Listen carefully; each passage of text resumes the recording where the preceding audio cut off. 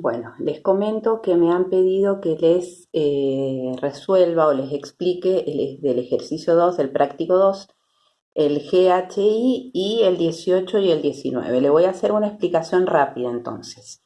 En el ejercicio 2 lo que tienen que hacer es derivar la función. Entonces, tenemos una función compuesta. Acá depende de x, de y, de z. Entonces les voy a hacer, aunque sea la derivada respecto de x, para que ustedes la vean. Si yo voy a derivar respecto de x, entonces tengo que tener en cuenta toda la función. Tengo x, tanto acá como acá. Entonces, en primer lugar voy a derivar el logaritmo con todo el argumento tal como está.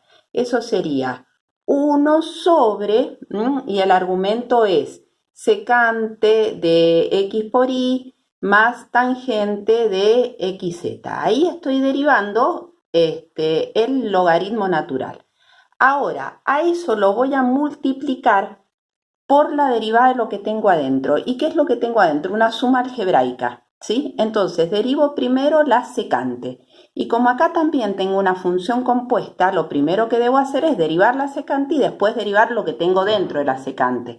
Es decir, la derivada de la secante es secante por tangente.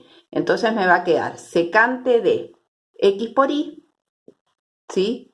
Por tangente de x por y, ahí es la derivada de la secante, secante por tangente.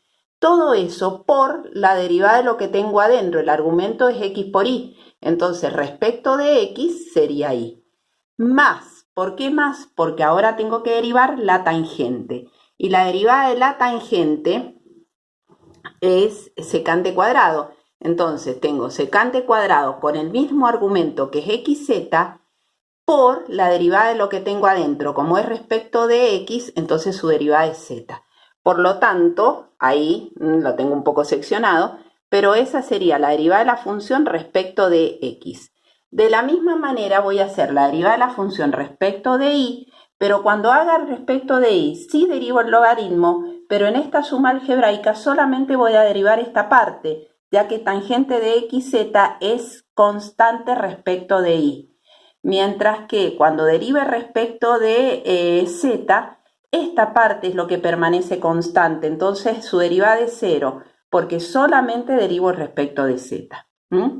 Bueno, aquí tengo que derivar respecto de u, de b y de w. Entonces, por ejemplo, si yo voy a hacer la derivada respecto de u, ¿qué debo hacer? Derivar la función compuesta de afuera hacia adentro. Empiezo derivando el arco tangente. La derivada del arco tangente es 1 sobre 1 más el argumento, que en este caso sería u por w sobre b, todo elevado al cuadrado. Ahí estoy derivando el arco tangente. Ahora derivo lo que tengo adentro, y la derivada de lo que tengo adentro respecto de u, w y b son constantes, ¿sí? Y la derivada de u es 1, ¿ven?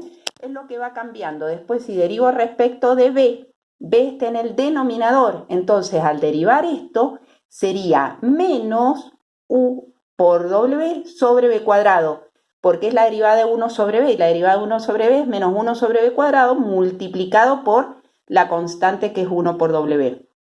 Y si voy a derivar respecto de w, u por b es constante, entonces la derivada es u por b, u sobre b, perdón, multiplicada por la derivada de w, que es 1. Y en este hay que tener especial cuidado, porque ustedes van a tener la función, puede estar tanto en la base como en el exponente. Entonces, si yo voy a derivar respecto de x nada más, esto es como si ustedes tuviesen x elevado al cubo. Cuando ustedes hacen un x elevado al cubo, entonces su derivada, ¿cuál es? Bajan el exponente, que es y por z, ¿sí? Bajan el exponente y le restan 1 a ese exponente. Imagínense que están derivando x cubo, entonces la derivada es 3 por x elevado al cuadrado, ¿no es cierto? Por, y ahora derivan lo que tienen adentro, que la derivada de lo que tengo adentro directamente sería y. Ahí termina la derivada respecto de x. Con respecto a la derivada respecto de y, ustedes tienen que tener en cuenta que tienen un y tanto en la base como en el exponente, ¿sí? Y cuando derivan respecto de z, esto es una constante y esto es la función. Entonces ahí ustedes tienen que tener especial cuidado, ¿sí? En recordar cómo se derivaba, por ejemplo, cuando ustedes tenían a elevado a una función, en este caso es f de x, o cuando tenían, por ejemplo, f de x elevado a la g de x, ¿sí? Entonces, cuando ustedes derivaban una función de este estilo, la derivada de esto va a ser igual a el logaritmo natural de la base, ¿sí? Por la derivada de la función, por f' de x, ¿m? Tal como está, ¿sí?